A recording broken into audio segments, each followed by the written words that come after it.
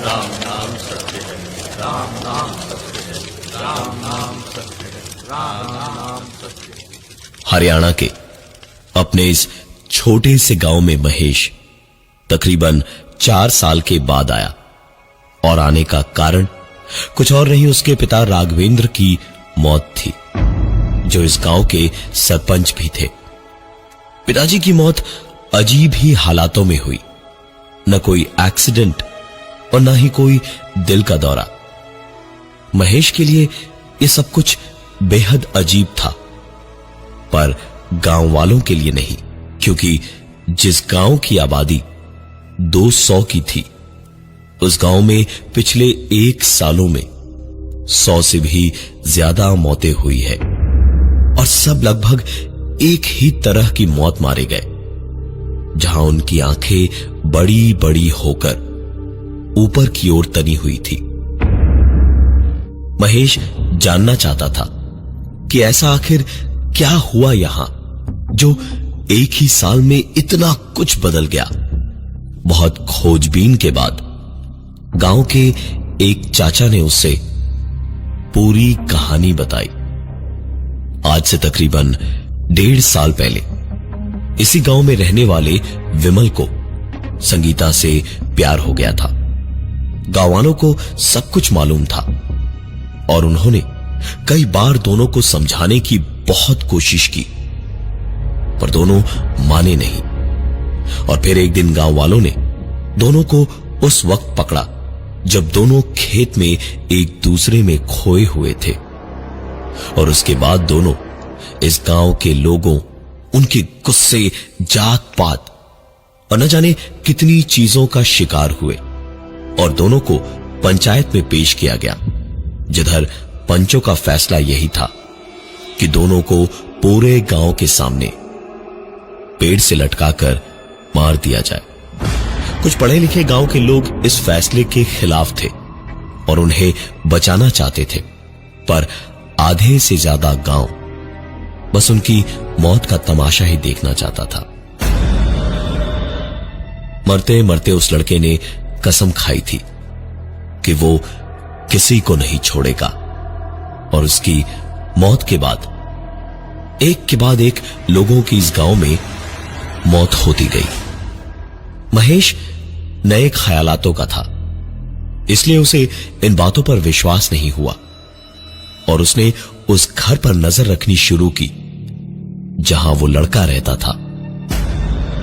देर रात उसने जिस चाचा ने उसे ये कहानी बताई थी, उनको उस घर में घुसते हुए देखा।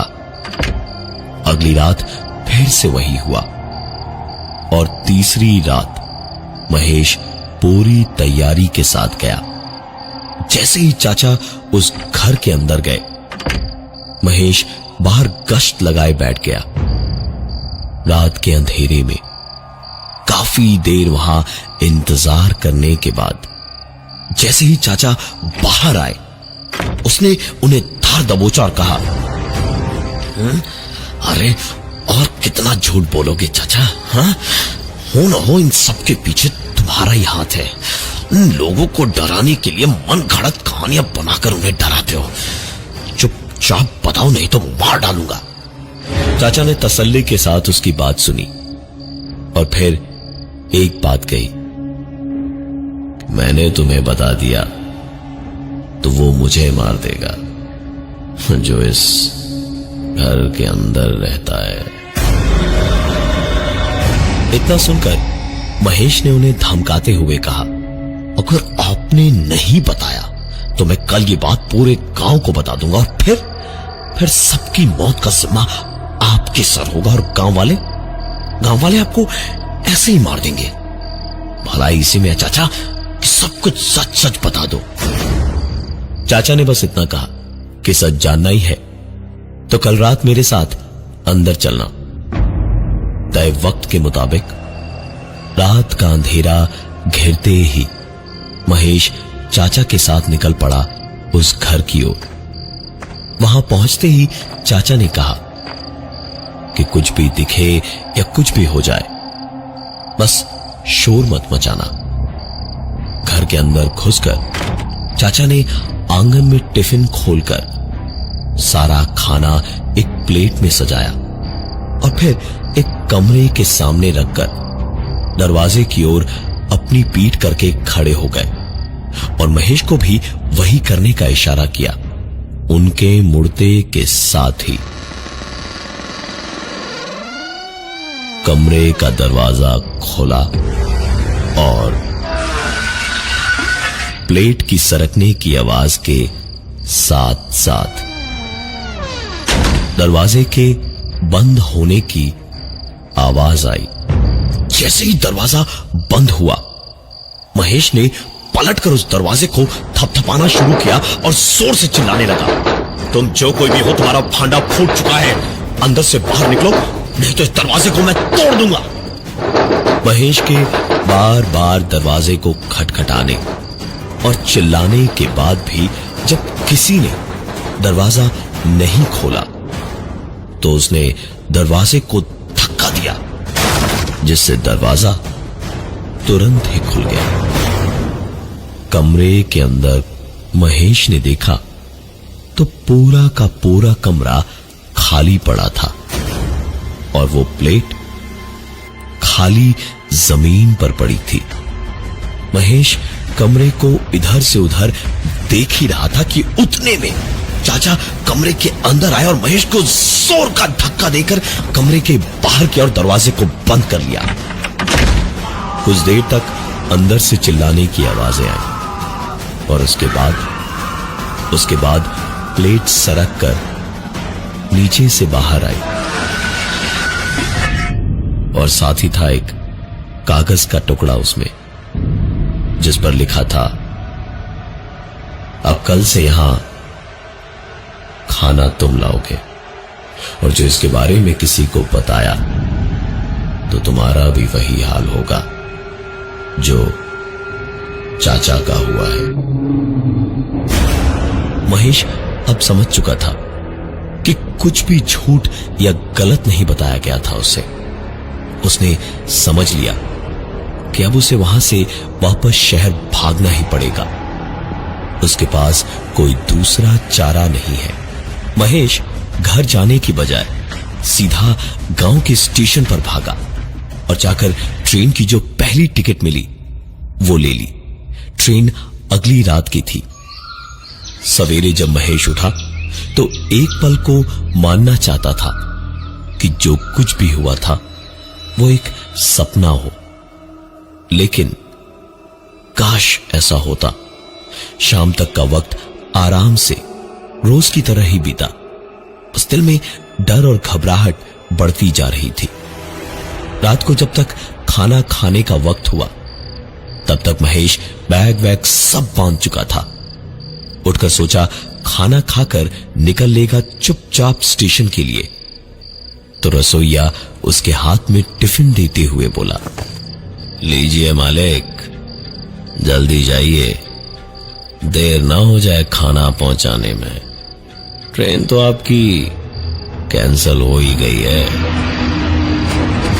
महेश को जैसे बिजली का झटका लगा ये सुनकर उसने फोन के इंटरनेट पर चेक किया तो वाकई ट्रेन कैंसल हो चुकी थी। उसने कहा, मतलब तुम्हें कैसे पता ये सब? रसोइया जरा सा मुस्कुराया और बोला, अरे आप ही तो कल आके बोले थे कि खाना अब आप पहुंचाया करेंगे, तो बीच में ऐसे काम छोड़कर जा नहीं सकते ना आप। महेश को यह सुनकर और बड़ा झटका लगा। उसने जरा सा गुस्से से कहा, क्या बकवास कर रहे हो? मैंने ऐसा कब कहा तुमसे? रसोइये ने एक रगों में बहता खून जमा देने वाली मुस्कुराहट के साथ कहा, चुपचाप वक्त पे खाना दे आइएगा, वरना आपके पिताजी भी सरपंच थे गांव के, बच वो भी नहीं पाए। रसोइये ने एक इतनी बड़ी बात कह दी थी जो महेश सोच भी नहीं पाया था।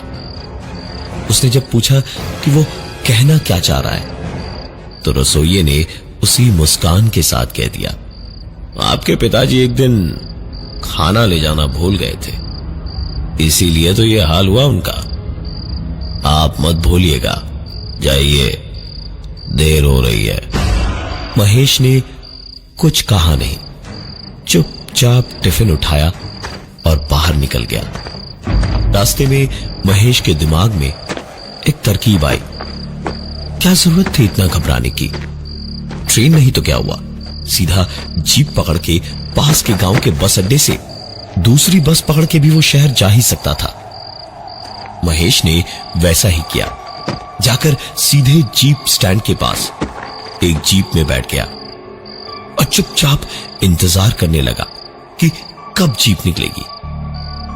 ड्राइवर ने भी कुछ देर तक इंतजार किया सवारियों का, लेकिन रात के वक्त गांव देहात में कहां सवारियां मिलेंगी। उसने गाड़ी बढ़ा दी। तकरीबन 1 घंटे से ज्यादा लगना था बस स्टैंड आने में, तो महेश गाड़ी में ही सो गया। जीप चलती रही और काफी देर के बाद नींद में महेश ने जीप वाले की आवाज सुनी तो उसकी नींद खुली। ए लो बाबू साहेब, जाइए खाना दे आइए और आइंदा भागने की कोशिश मत कीजिएगा। महेश ने आंखें खोलकर चारों ओर एक निगाह दौड़ाई तो उसे लगा जैसे उसके सर पर बालों के बीच सांप रेंग रहे थे। महेश न सिर्फ अभी भी अपने गांव में ही था, बल्कि उसी मकान के सामने था, विमल और संगीता के मकान के सामने। महेश ने यह सुना जैसे हिम्मत हार ही गया अपनी, चुपचाप अंदर गया और किसी अच्छे बच्चे की तरह अंदर खाना देकर आ गया। महेश के लिए यह दिक्कत बनता जा रहा था। वो रोज रात को जाता और खाना देकर आ जाता। सुकून सिर्फ इतना था कि किसी और की जान नहीं जा रही थी। इसका मतलब यही था कि जब तक खाना पहुंचाया जाएगा तब तक कोई दिक्कत नहीं थी, लेकिन अगर खाना एक दिन भी ना पहुंचा तो मौत पक्की थी। महेश काफी दिनों तक चुपचाप अच्छी तरह सारी बातों को मानता गया, लेकिन एक रात उसने ठान ली कि बहुत हो गया, अब और नहीं। वो सीधा भागा जीप पकड़ने। छुप के जीप में बैठा रहा कि कहीं फिर कोई पहचान न ले। जीप चली तो किसी तरह छुपते छुपाते बस स्टॉप पर महेश पहुंचा और बस की ओर लपक के दौड़ा। बस चल चुकी थी, लेकिन पीछे पीछे किसी को अंधेरे में ऐसे दौड़ते देख बस रुकी और कंडक्टर ने दरवाजा खोला ही था महेश को बिठाने के लिए। जब महेश की शक्ल कंडक्टर ने ध्यान से देखी और उसे पहचानते ही महेश के मुंह पर दरवाजा बंद कर दिया और बस आगे बढ़वा दी। महेश भागता रहा बस के पीछे, लेकिन बस रुकी नहीं और तभी बस की खिड़की से अपना सर बाहर निकालकर कंडक्टर ने कहा, भागने की कोशिश मत करो महेश बाबू, इस कड़ी को तोड़ ना पाओगे तुम। उस कंडक्टर के इस बात से ही महेश की नींद खुली। हाँपते हाँपते माथे का पसीना पहुंचा और अपने बगल में देखा तो एक पल को सुकून से आंखें भर आई। महेश का 3 महीने का छोटा सा बच्चा महेश की बीवी से लिपटा सुकून से सो रहा था। महेश को रोज रात वक्त पे खाना पहुंचाते हुए 3 साल हो चुके थे। जब वहां से भागने के उसके सारे तरीके जवाब दे गए तो आखिरकार महेश ने अपने पिताजी यानी सरपंच जी की खेतीबाड़ी और अनाज का सारा काम संभाल लिया। इस बीच उसने शादी भी की और अब एक छोटी 3 महीने की नन्ही सी बच्ची थी उसकी जिंदगी में। महेश रोज सोचता था क्या करे। बच्ची के बारे में सोचकर एक बाप होने के नाते महेश को बड़ा अजीब सा डर सताए जा रहा था। महेश आज रात खाना देने पहुंचा तो खाना देकर रो पड़ा। कमरे के अंदर से किसी के खाना खाने की आवाजें अचानक से रुक गई, जैसे अपने गुलाम की फरियाद सुनने को बादशाह रुकते थे। महेश रो पड़ा और रोते रोते ही बोला, मैंने तुम लोगों का क्या बिगाड़ा है? मैंने तो कुछ नहीं किया। मैं तो था ही नहीं जब दोनों के साथ में जुल्म हुआ। मेरी बच्ची है, बीवी है, मुझे माफ कर दो। किसी और से खाना मंगवा लो कल से, मुझे जाने दो। अपनी बात का जवाब मिला महेश को जब अंदर से एक आवाज ने कहा,